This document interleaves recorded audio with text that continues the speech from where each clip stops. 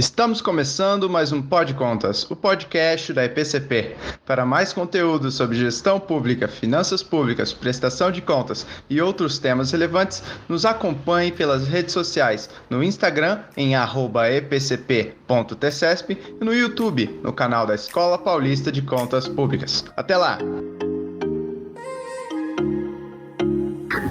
Olá, sejam bem-vindos ao Pod Contas, o podcast da Escola Paulista de Contas Públicas, a EPCP, vinculada ao Tribunal de Contas do Estado de São Paulo.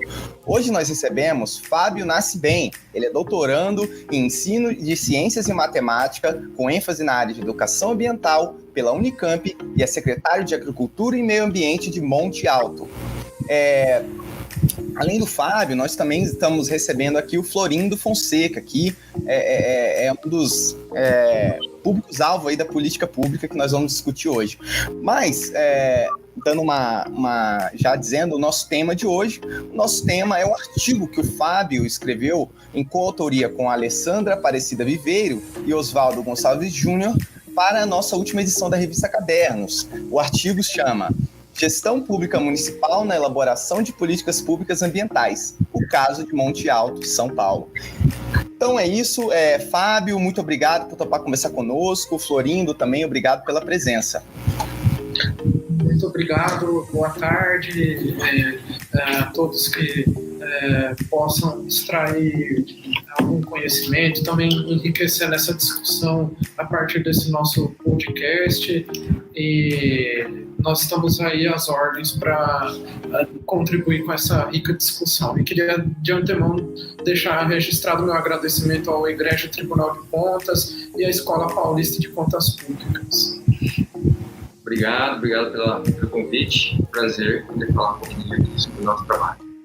Então, Fábio, o artigo que vocês escreveram em coautoria para a revista Cadernos, ele relata algumas ações de incentivo à constituição de reservas particulares do patrimônio natural, né, que o artigo chama de RPPN. E uma RPPN, segundo o artigo, aqui abre aspas, né, uma unidade de conservação de domínio privado gravada com perpetuidade na matrícula do imóvel, com o objetivo de conservar a diversidade biológica, fecha aspas. Então, essa é uma definição técnica, né? Mas por isso eu queria saber um pouco mais, queria ouvir de você aqui, com mais detalhes, e também explicar para os nossos ouvintes que não são da área ambiental, né? Por que da escolha desse modelo, né? Por que foi escolhido esse modelo ao invés de outro modelo possível? É interessante a gente, sempre quando a gente vai lançar uma política pública, alguma coisa, que a gente se baseie em dados, né? Sempre aconselhável. E nós temos tentado, nessa gestão, sempre fazermos uma política baseada em evidências. E quando a gente olha para o caso de Monte Alto, é uma cidade que tem uma questão fundiária bastante particular. Por quê? Quando a gente vê a distribuição das propriedades rurais no município, ou de uso e ocupação de solo, considerando também a malha urbana, a gente percebe que o solo é bastante fragmentado e não tem um grande latifúndio, por exemplo, uma grande fazenda. São mais de 1.000 propriedades rurais. Isso acarreta o quê? Que o uso e ocupação do solo da cidade está, em grande parte, nas mãos privadas, porque não existe um parque municipal, uma outra unidade de conservação estadual, federal, como é o caso, por exemplo, do bioma amazônico, que tem lá grandes unidades de conservação que são da União. Então, ali é um outro tipo em que a gestão ambiental pode ser até mais facilitada, no sentido que a União, o Estado, eles têm uma área totalmente protegida. No caso de Monte Alto, todo o sistema hídrico, praticamente, as matas, eles estão em domínio privado. Então, nesse caso, para que se avance na gestão desses recursos naturais, nós achamos essencial que atraíssemos os entes privados. E olhando para as unidades de conservação em domínio privado, tirando aquelas que são compulsórias, como é o caso das reservas legais, as áreas de preservação permanentes, que são já compulsórias, que precisam ser averbadas no ato do CAR, né, no Cadastro Ambiental Rural, temos a RPPN, que é um modelo que é pouco difundido, principalmente nas cidades em que não se tem grandes reservas naturais, como é o caso de Monte Alto, que já está bastante fragmentado. Então, achamos que esse modelo ele seria muito interessante, mas desde que nós fizéssemos uma grande participação do poder público, fazendo esse modelo se tornar conhecido e também trazendo incentivos econômicos. Então, um pouco isso que nós pensamos no começo da gestão. Bem interessante, acho que isso explica bem assim, esse contexto de Monte Alto, né? Que certamente é um contexto que pode ter semelhança com alguns outros municípios do estado, mas também outras diferenças. Certamente diferenças com cidades que aí tem grandes propriedades e tal, como também acontece em alguns municípios de São Paulo. Mas avançando um pouquinho, tem um outro ponto interessante, que é que para constituir, né, essas reservas particulares do patrimônio natural, as RPPN, isso é uma opção do particular, né? E como foi, então, a atuação do poder público, e essa é uma pergunta para o Fábio, para atrair o interesse privado, e como foi lidar com os outros atores políticos, entre os outros poderes, né? Por exemplo, outros órgãos de controle também, e nesse projeto, e para incentivar, de fato, essa constituição das RPPN. E nessa pergunta também quero, claro, o comentário do Florindo, porque eu acho que aí entra muito bem a percepção do cidadão, né, do que foi alvo aí da política, de certa forma. Nós temos essa peculiaridade, né, de termos um modelo que a palavra final é do particular. É um ato estritamente voluntário reconhecer uma RPPN. Para isso, o poder público ele pode utilizar primeiro o seu corpo técnico, que é muito importante que nesses cargos públicos estejam ocupando pessoas técnicas que possam conduzir essas discussões, fazerem planejamentos, diagnósticos e depois usar o seu poder, as suas mídias para dialogar com a população, mostrar esses dados e trazer a participação popular para resultar em políticas públicas, né? Então, nesse caso, o poder público, uma vez tendo identificado essa peculiaridade toda que nós temos no município, nós fizemos uma série de eventos, trouxemos pessoas que já eram conhecidas, como é o caso do Florindo, por trabalharem com a sustentabilidade, por terem algum veio com a questão ambiental já, que pudesse servir até como exemplo para outros proprietários. Olha, esse modelo deu certo, achei interessante, ele prosperou, então, a exemplo do Florindo, no caso, também quero conhecer melhor esse modelo. Então, nós traçamos como estratégia trazer essas pessoas para um evento em que nós discutimos todas as minúcias do que é uma RPPN.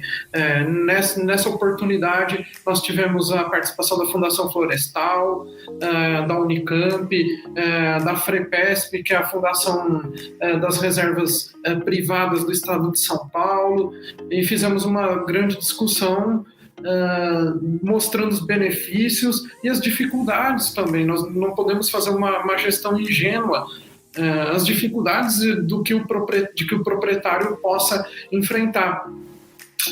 E uma dessas questões é o fato da RPPN ser perpétua. Dessa decisão não poder ser depois revista. Então, essa é uma questão que é uma potencialidade, é muito bonito, muito inspirador, por um lado, que você vai ter aquela área conservada para todo sempre. Mas também, por outro lado, é um entrave, porque se a pessoa não estiver muito convicta, ela vai pensar duas vezes, vai dizer, então eu não vou querer nesse momento. Então, esse fato da perpetuidade também é um desafio para o poder público. Por quê? Nós tínhamos isso em mente, que nós teríamos que estabelecer, através de um diploma legal, mais incentivos econômicos, mais incentivos tributários para atrair, de fato, os proprietários. E dentro dessa mesma questão, só para não deixar aberto, que nós fizemos inclusive um pagamento por serviço ambiental, a mais, né? O modelo federal ele prevê a dedução de imposto, ou seja, o IPTU, caso a RPPN esteja em área da malha urbana, ou o ITR, caso ela esteja em uma área rural. Dentre outros fatores, como o proprietário poder receber crédito rural de modo facilitado, uma série de outros incentivos. E o município inseriu dentro do seu diploma legal uma lei que estabelece incentivos para a formação de RPPNs no município de Monte Alto. Nós inserimos um modelo de pagamento por serviço ambiental, que esse proprietário, caso ele tenha interesse em realizar ações de educação ambiental, receber as crianças e adolescentes do município de Monte Alto, há um convênio direto com a Secretaria de Educação para que o RPPNista seja beneficiado com esse pagamento. Então, todo esse corpo de incentivos, ele também foi uma forma de atrair os proprietários.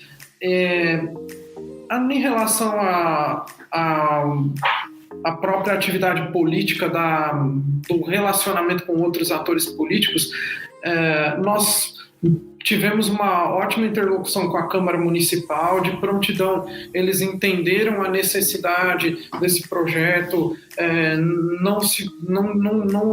não ofereceram grande oposição, de tal modo que o projeto, em poucos meses, ele foi aprovado. E, assim, o que nós poderíamos dizer, e até compreensível, eu queria dizer isso, de forma nenhuma vou citar isso como uma forma a criticar. Nós tivemos o Sindicato Rural que ofereceu alguma resistência, porque havia ali uma preocupação da parte deles que foi plenamente esclarecido, porque os produtores que não estavam inseridos naquele primeiro movimento de conversas, de negociações, de apresentação do modelo, porque o Friso, a gente fez uma estratégia de trazer aquelas pessoas que já estavam, de alguma forma, trabalhando com algum empreendimento mais sustentável, do que a gente pulverizar e logo conversar com os 1.000 proprietários rurais da cidade, porque a gente não teria condições de chegar a todo mundo no mesmo momento, né? Então nós fizemos essa escolha.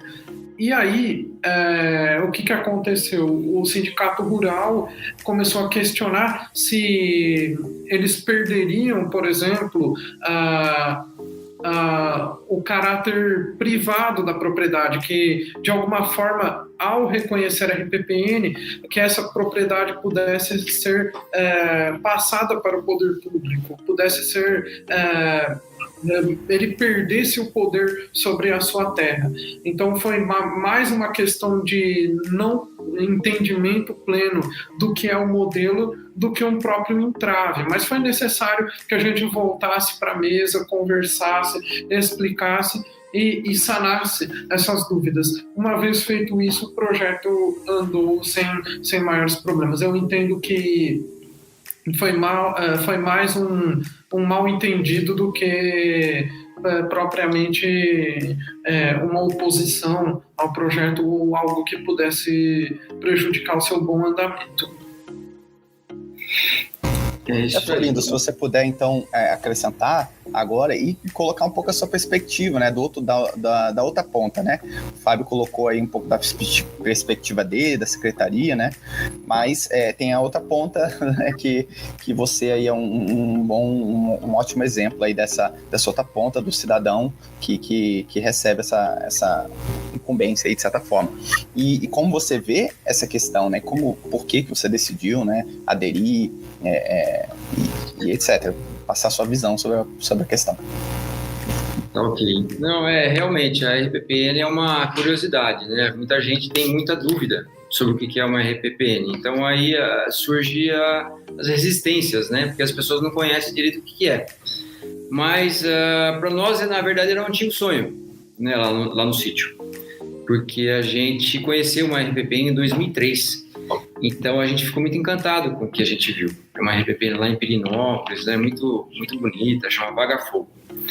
E realmente é uma RPPN modelo. Então, a gente costuma dizer, você começa a ser chamado de RPPNista quando você tem uma RPPN. Então, a gente aumenta, conforme existem novas RPPNs, a tendência é que passa a existir mais, porque uma influencia várias outras pessoas, né? Então você acaba tendo esse fenômeno. Mas assim, no nosso caso, eram duas preocupações, assim, no nosso caso particular, né? Que era a questão da preservação, porque nós estamos um pouco próximo da cidade, então era importante a gente ter essa garantia de que a RPPN, principalmente a gente fez a RPPN em torno de uma nascente, né? Então essa nascente está preservada, a RPPN tem uma lei específica, né? Que qualquer pessoa que compre aquela área ou que herde aquela área não vai poder, né? Não vai poder fazer nada ali. Pelo contrário, vai ter que preservar. Para nós, isso é uma vantagem, na verdade, porque passa a ser uma despreocupação, né? A gente passa a não se preocupar mais com aquela área, porque a gente já cuidava dela e vamos continuar cuidando. O segundo ponto é que abre muitas portas. Isso é uma questão muito interessante, porque a gente começou a conhecer muita gente que, vamos dizer, que a gente não conheceria de outra forma, né? Então, são pessoas que a gente falou, poxa, que legal, são pessoas melhores do que a gente, né? E que a gente começou a conhecer, vamos dizer, que estão envolvidas em todo o processo de criação de uma RPPN. Então, Fundação Florestal, as associações de RPPNs. Então, fizemos novos amigos e pudemos passar o nosso conhecimento e receber o conhecimento deles. E aí a gente passa a ser conhecido também, né? Porque o nosso trabalho é educação ambiental, então aí começa a ter uma divulgação maior do nosso trabalho automaticamente. Então, eu acho que quem está interessado em sustentabilidade, tem uma propriedade rural, eu acho muito bom se interessar pelo tema, porque vai ter essa possibilidade, né, de conhecer novas pessoas, e eles passam muito conhecimento, é muito interessante, eles conhecem muita coisa por aí, então eles dão várias dicas, muita orientação. Então eu acho que é isso da minha parte, e principalmente eu acho que foi o apoio do poder público, porque sem isso seria muito difícil. Eu acho que eu não teria uma RPPN, assim, não vislumbro, né? Mas como o Fábio chegou com todo o conhecimento, com pessoas já, vamos dizer, que tem toda a estrutura por trás, né, para desenvolver esse trabalho, então eu achei que aí foi fácil para mim, foi fácil mesmo, apesar de ser muito burocrático, né? Eu achei que foi fácil. Muito bom. Eu acho que isso é bem importante também, ter essa visão de adesão ao programa. E isso também é uma questão, isso me remete a um outro ponto, sabe? Que é um ponto que eu até estava conversando com um colega aqui do tribunal da EPCP, que era sobre a questão da proibição de utilização da terra para coisas como agricultura, né? Porque isso, querendo ou não, assim, ainda mais no Brasil, assim, a gente tem uma agricultura muito forte, né? Então, assim, uma questão de quem tem propriedade rural vê, em geral, a agricultura como uma das possibilidades de ter fonte de renda. E a RPPN fecha essa porta, né? Então, assim, e aí eu queria saber como que vocês veem essa questão. Eu quero saber dos dois lados aí, como que vocês veem essa questão, porque então, qual é o trade-off, né? O custo-benefício dessa medida, né? Porque certamente a proibição de realizar agricultura é um custo, né? Impõe um custo ao dono da propriedade, mas ao mesmo tempo se espera algum tipo de benefício. Então, como que você faz essa análise e se isso de alguma forma prejudicou ou há algum tipo de reclamação nesse sentido? Ou como que essa questão é vista aí por vocês? Muito interessante essa questão, porque eu acho que a gente precisa olhar toda essa magnitude de uma propriedade rural, das suas potencialidades, com um olhar de bom senso. Por que eu digo isso? Esse processo, desde quando o Florindo aderiu ao projeto, ele é muito dinâmico e a gente procurava por outras pessoas para conversar, para apresentar o modelo, e inclusive um proprietário nos procurou e ficou bastante interessado, e na propriedade dele há mais de 50 hectares de mata. E ele ficou encantado com o horizonte que se abre, com os benefícios, e por já ser uma pessoa entusiasta da área ambiental. E aí, esse episódio me marcou bastante e vem bastante a calhar com essa questão sobre a proibição. Por quê? Nós paramos para examinar o caso dessa pessoa. Será que é conveniente que ele transforme todos os 50 hectares que ele tem de mata numa RPPN, que é um modelo totalmente restritivo? Então, começamos a examinar e nós mesmos sugerimos para ele, por que não fazer um mosaico de usos e ocupação do seu solo. Na área que você tem uma nascente, é muito interessante a RPPN, porque naturalmente você não vai poder fazer um plantio mais intensivo, não vai poder, mesmo que seja uma agrofloresta, ou você não vai poder fazer um extrativismo, você vai ter que deixar ali praticamente intocado. Então, na nascente é interessante, mas outros trechos desses 50 hectares deixar para um sistema mais agroflorestal e assim por diante. Então, dentro do modelo da RPPN, é interessante que ele pode ser feito dentro de um mosaico. Você não precisa destinar toda a sua propriedade para isso. Mesmo que você tenha um manejo totalmente sustentável, não é talvez conveniente que você coloque toda a sua propriedade em RPPN. Você vai escolher dentro do catálogo de manejos, fazendo um gradiente, talvez. Olha, vou na área da nascente, ou um pouco mais do que o mínimo legal, talvez, que é 50 metros em torno da nascente, 30 de mata ciliar. Eu vou fazer um pouco mais, vou colocar um pouco mais de RPPN. Por quê? Eu quero preservar bem a nascente, quero preservar bem o meu corpo hídrico, eu quero fazer um corredor para que os animais silvestres eles tenham um conforto maior dentro da minha propriedade.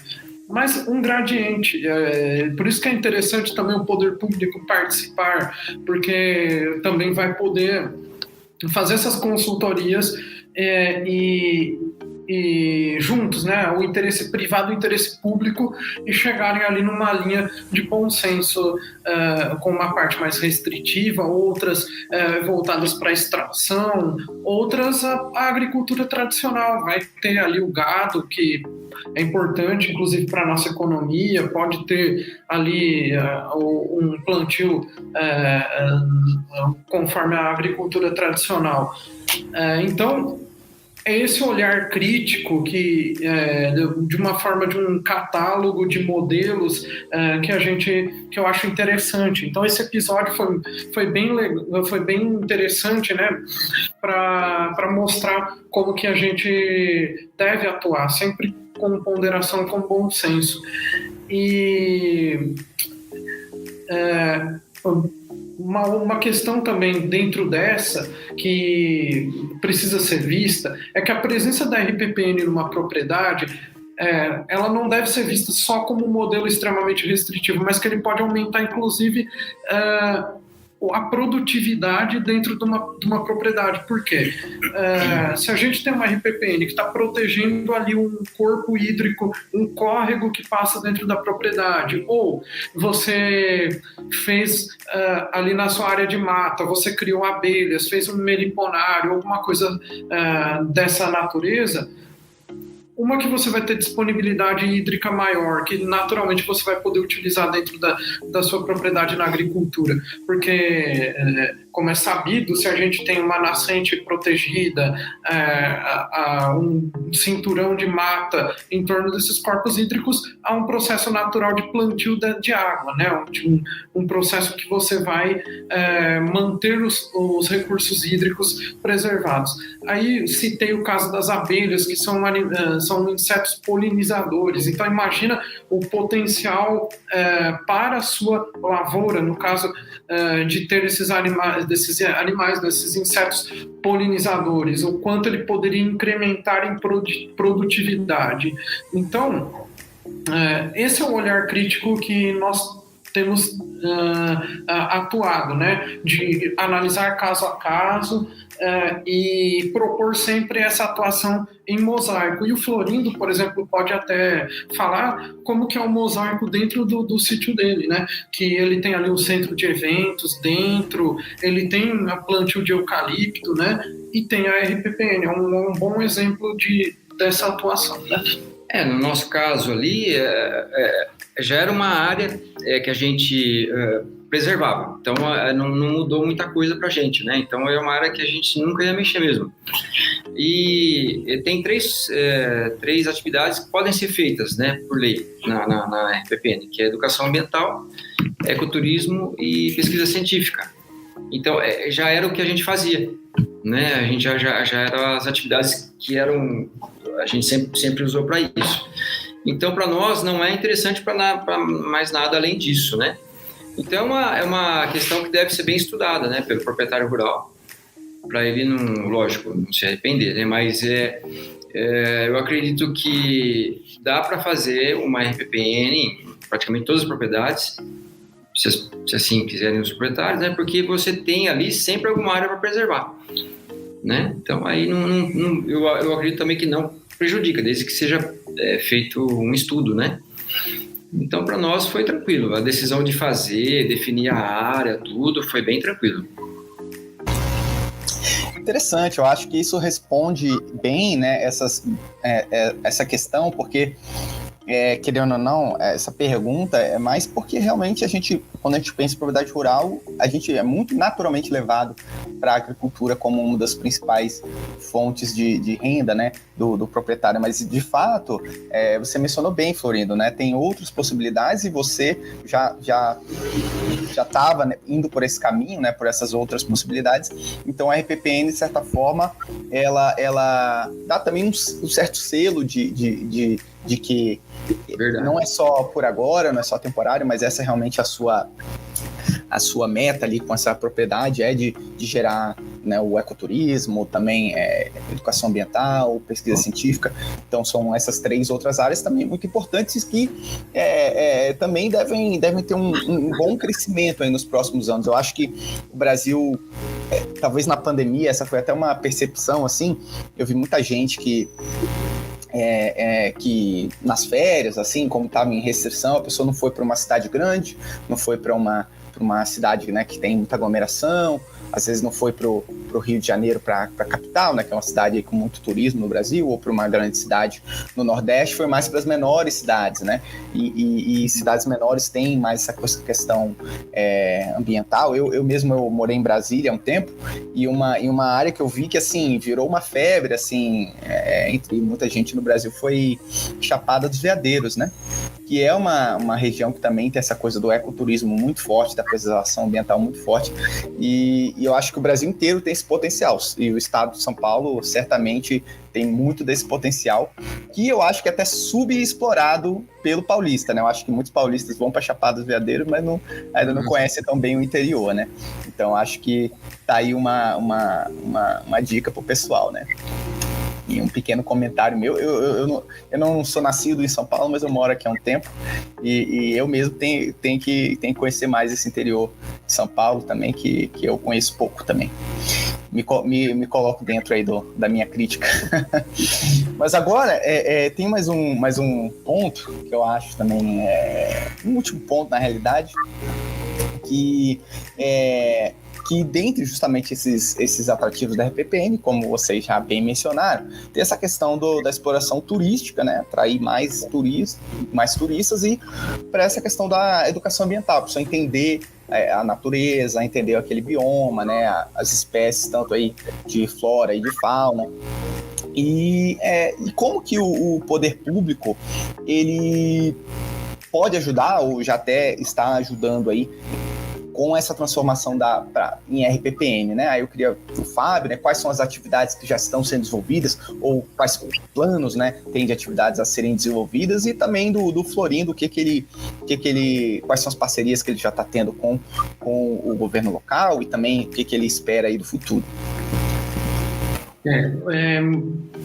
Nós temos uma percepção aqui em Monte Alto que nós temos um bom trânsito de pessoas no aspecto turístico, porque Monte Alto é uma cidade que se destaca, por exemplo, pelo turismo religioso.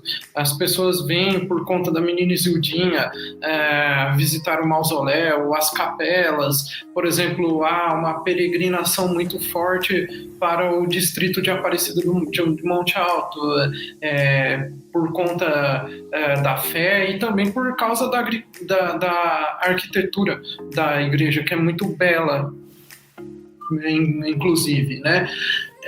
Além disso, o turismo dos ciclistas, que tem crescido muito na nossa cidade, inclusive por conta da Rota das Capelas, que é uma rota que atravessa praticamente toda a área rural do município pelas diferentes capelas, e tem atraído muitos turistas. Além disso, a questão dos museus, dos quais Monte Alto é distinto, né? Muito conhecida a cidade dos dinossauros, por conta do Museu de Arqueologia e de Paleontologia. Então, nós temos um catálogo de turismo forte, mas nós notamos que as pessoas não ficam na cidade, elas vêm, visitam e vão embora. Então, é um problema que precisa ser trabalhado, porque o turista que fica, ele consome na economia local, ele tem uma série de questões que aquecem a economia do município. E aí, junto com a diretoria de turismo, nós notamos também que a RPPN poderia auxiliar muito nisso. Por quê? Se há uma pousada, se há um resort, algo dentro de uma dessas RPPNs, a gente poderia atrair também esse nicho de turismo. O turista que vem por conta das belezas naturais do município, que são muitas. Nós temos cascatas, nós temos a questão de serras, né? E o que pode ser muito melhor explorado. E caso a gente aliasse essa questão das RPPNs com o sistema de hotelaria, de pousadas, seria também um nicho econômico para o município e para a economia local. Então, de dupla parte, todo o poder público e da economia local. Então, o ecoturismo é um dos motes que a gente tem trabalhado muito, e os RPPNistas vão fatalmente entrar nesse catálogo turístico do município. Na questão da educação ambiental, dada a peculiaridade que a minha equipe, a Eliane e Camilo, que está aqui por perto, nós somos os educadores ambientais, então a gente tem dado todo um enfoque para a educação ambiental como política pública.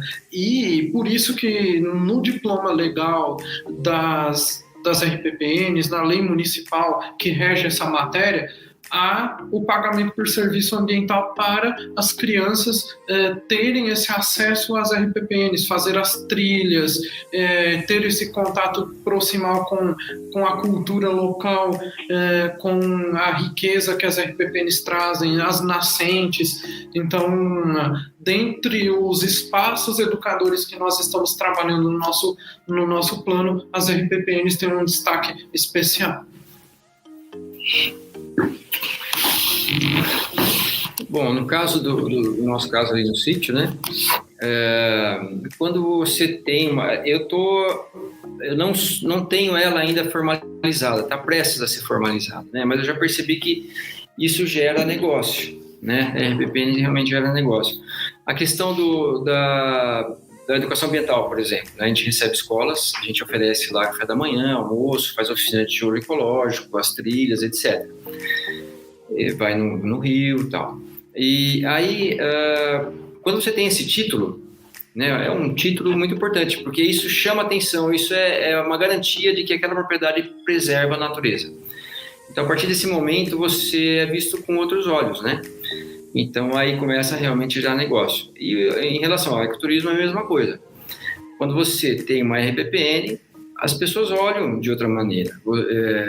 Uma propriedade com RPPN é enxergada diferente, né?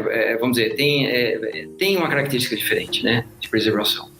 Por quê? Porque você tem uma RPPN, não é tão simples, né? Então, a partir daí, as pessoas começam a ter essa curiosidade, né? O que esse pessoal está fazendo, e como a gente tem um espaço para receber as pessoas, então a gente acaba aproveitando esse nicho, né?